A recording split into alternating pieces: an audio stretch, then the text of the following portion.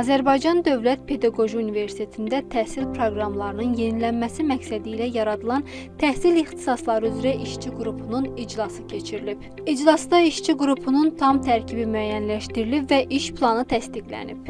Bundan başqa magistratura təhsil səviyyəsi üzrə pedaqogika ixtisaslaşmalarının ilkin layihəsi müzakirə olunub.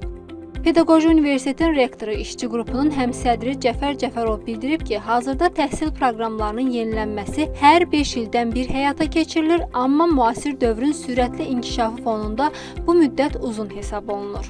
Bakalavr səviyyəsində 4 proqramın təqdim olunmasına, digər proqramların isə il boyu hazırlanmasına start veririk. Magistratur proqramlarında isə o ixtisaslaşmaların adlarının dəqiqləşdirilməsi və onların ilkin mərhələdə adlarının dəqiqləşdirilməsi, sonraki mərhələdə isə onların mahiyyəti üzrə də hazırlanmasını təmin edəcəyik. İşçi qrupunun həmsədri Şəmil Sadiq universitetlərin təhsil proqramlarının yenilənməsinin vacibliyini vurğulayıb.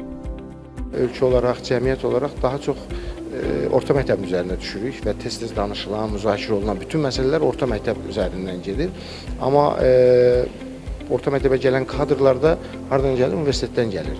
Pedaqoji təhsili verən universitet fakültələrimizin burada müasir tələblərin ayaqlaşmasında ehtiyac var. Universitet yaxşı kadr yetişdirəcəksə, deməli orta məktəb, bağça, ümumiyyətlə təhsilimizin digər sahələrində də biz uğurlu nəticələr əldə edəcəyik. Qeyd edək ki, Elm və Təhsil Nazirinin müvafiq sərəncamına əsasən ölkədə ali təhsil proqramlarının yenilənməsi istiqamətində geniş miqyaslı prosesə start verilib. Bu məqsədlə 21 ali təhsil müəssisəsinin və əmək bazarının təmsilçiləri ilk dəfə olaraq rəsmi görüş keçirib və təhsil ixtisasları üzrə işçi qrupu fəaliyyətə başlayıb.